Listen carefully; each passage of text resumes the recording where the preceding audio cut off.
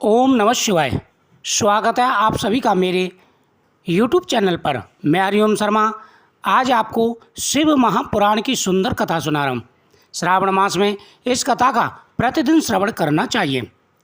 शौनक जी कहते हैं कि हे महाभाग सूत जी, आप सर्वज्ञ हैं। महामते, आपकी कृपा प्रसाद से मैं बारंबार आप कृतज्ञ हुआ हूँ। इस इतिहास को सुनकर मेरा मन अत्यंत आनंद में निमग्न हो रहा है। इसलिए आपसे अनुरोध है कि अब भगवान शिव में प्रेम बढ़ाने वाली शिव संबंधित और दूसरी कथाओं का वर्णन कीजिए। फिर सूत जी कहते हैं, शौनक सुनो, मैं तुम्हारे सामने गोपनीय कथा वस्तु का वर्णन करूँगा, क्योंकि तुम शिव भक्तों में अग्रगण हो, वेद देवताओं में श्रेष्ठ हो। समुद्र के निकटवर्ती प्रदेशों में वासकल नामक एक ग्राम है, जहाँ वैदिक धर्म से विमुख महापापी दुज निवास करते हैं। वे सभी बड़े दुष्ट हैं, किसानी करते हैं और भांति भांति प्रकार के अस्त्र शस्त्र रखते हैं। वे अभिचारी हैं और खल हैं, धर्म कर्म कुछ नहीं जानते। पूरा दिन रात वह पाप कर्म करते रहते हैं और पापों में ही रत रहते हैं। उन सबको इस बात की बिल्कुल भी आभाव नहीं कि ज्ञान, वैराग्य तथा सधर्म का सेवन ही मनुष्य के लिए परम पुरुषार्थ है। उन लोगों को बिल्कुल भी ज्ञान नहीं कि उनको किस रास्ते पर चलना चाहिए। ज्ञान क्या है, वैराग्य क्या है, व्यक्तियों के लिए न करने योग्य कर्म क्या हैं, करने योग्य कर्म क्या हैं, इनका उनको बिल्कुल भी ज्ञान नहीं है। जिस स्थान के द्विज ऐसे बुद्धि वाले हों, वहाँ के अन्य वर्णों में क्या कहा जाए।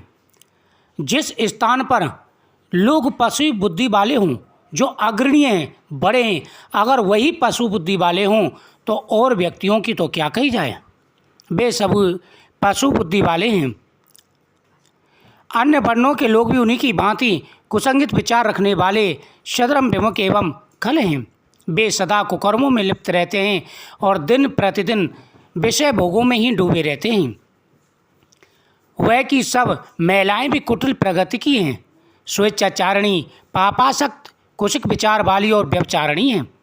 वे सद्विवाह एवं सदाव्यार से सर्वथा शून्य रहती हैं। हे ऋषि, जिस प्रकार से वहाँ के पुरुष व्यभिचारी हैं, वहाँ के रहने वाले व्यभिचारी हैं, उसी प्रकार से वहाँ पर रहने वाली महिलाएं भी कुसंगतकारी हैं। दिन रात वह भी पाप में लिप्त रहती हैं। इस प्रकार वासकल में केवल दुष्टों का ही निवास है। उस वासकल नामक ग्राम में किसी समय एक ब्राह्मण रहता था। वह दुरात्मा, महापापी और बड़ा ही अधम था। उसकी पत्नी बहुत ही सुंदर थी। पत्नी के सुंदर होने पर भी वह कुमार्ग पर चलता था।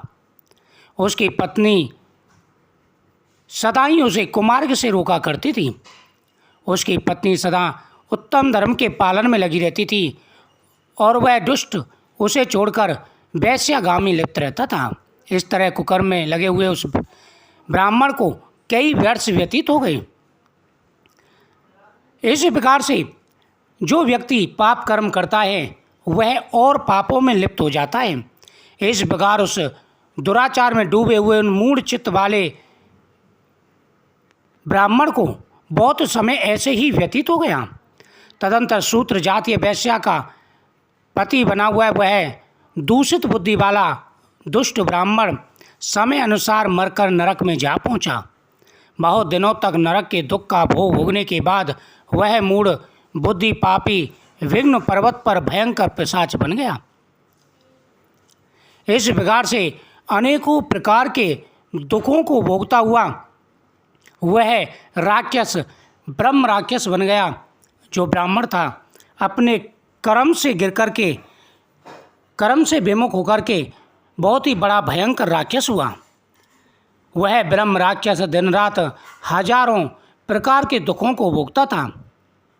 हजारों प्रकार की परेशानियों से पीड़ित होता हुआ वह भूखा प्यासा दिन रात अपने ही मांस को खाता था। उसकी दयनीय अवस्था को देख करके व्यक्ति दुखी हो जाते थे। जो भी रास्ते में उस रास्ते में निकलता था वह ब्रह्म राक्षस उसे पकड़ के खा जाता था। एक बार की बात है, उस जंगल से होकर के एक शिव भक्त ब्राह्मण गंगा स्नान करके आ रहे थे। वह ब्रह्म राक्षस भी वहीं पर बैठा हुआ था। उस राक्षस का शरीर बड़ा विशाल था, उसके हाथ पैर बड़े विशाल थे, लेकिन उसका मुख बिल्कुल सुई के बराबर था। वह कुछ खा नहीं पाता था, वह पी नहीं पाता था। उसकी ऐसी हालत थी कि भूख लगने पर उसे बहुत कष्ट होता था, लेकिन वह कुछ खा पी नहीं पाता था।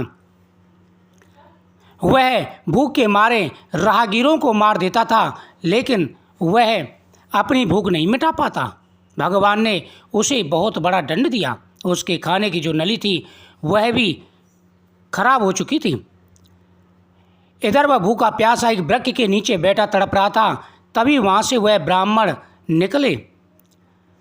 जैसे ही उसने ब्राह्मण को देखा, उस ब्राह्मण को मारने के लिए वह ब्राह्मण की तरफ भागा।